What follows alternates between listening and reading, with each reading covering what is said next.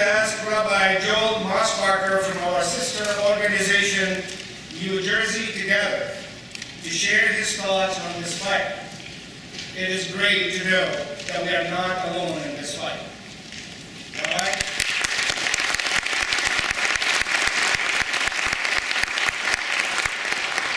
Good afternoon.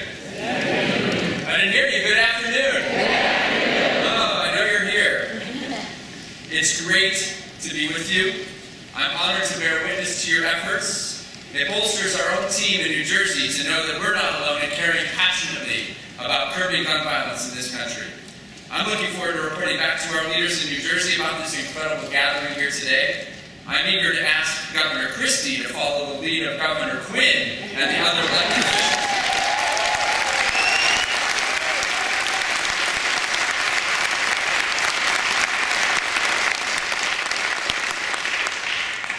I need to tell you about my father, Lester.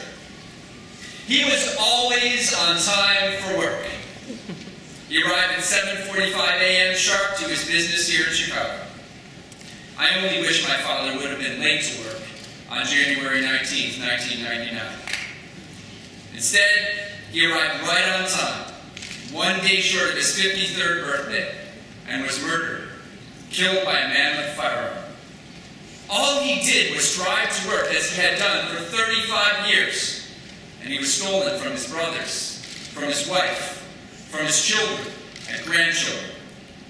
I've carried this story with me, this anger, every day for the last 14 years. I won't stand idly by my father's blood.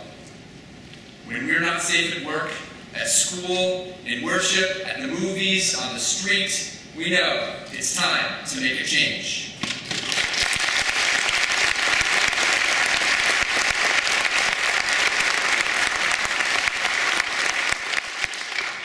But I've got some bad news for you today. It looks like many, present company accepted, but many of our elected officials are going to stand idly by. Meeting recently with a delegation of Metro IAF leaders, Senator Chuck Schumer told us what many of us feared, that despite gun death after gun death, funeral after funeral after funeral, it seems likely that not enough will happen legislatively on guns. But even if a few sensible restrictions pass, we can't rest, because we'll barely have chipped away at the problem. The question is, are we going to stand idly by the blood of our neighbors? Are we? No!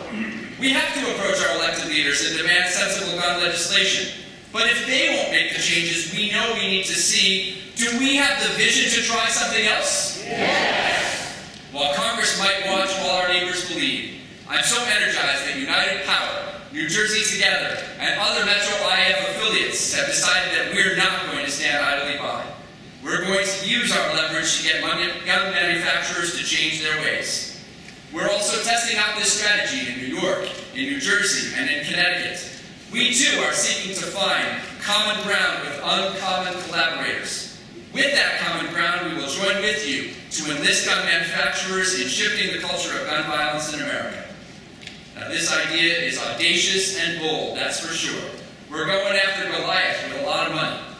There's no guarantee for victory here, but are we going to accept limited legislative action as the best we can do? No. No.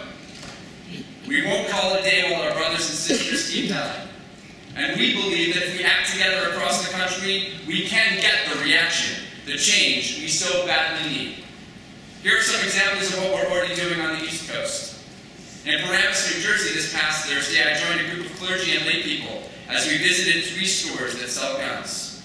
With this initial action, we already saw that there are responsible gun retailers, like Dick's Sporting Goods and Sports Authority, that are taking military weapons off the shelves and being responsible to who they sell.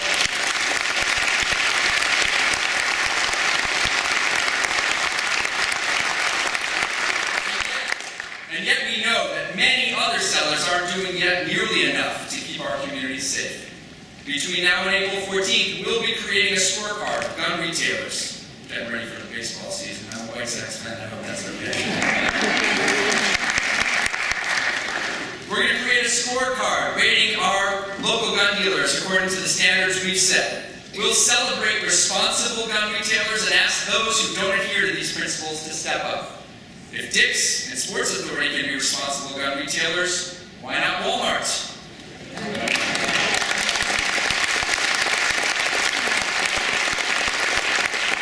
this strategy can work in New Jersey, why not test it out here in Chicago?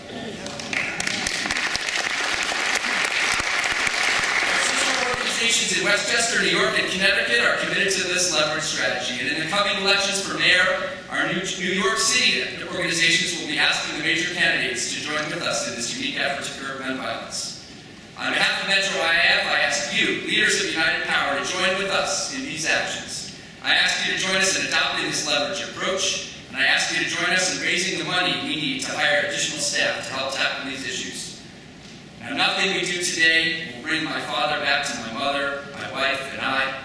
Nothing will bring him back to his grandchildren. Nothing will bring back those victims of Sandy Hook or the victims of gun violence on the streets of Chicago.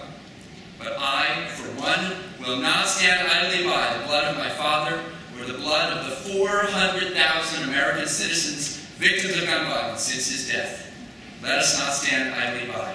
Today we affirm we are our brother's keeper, we are our sister's keeper.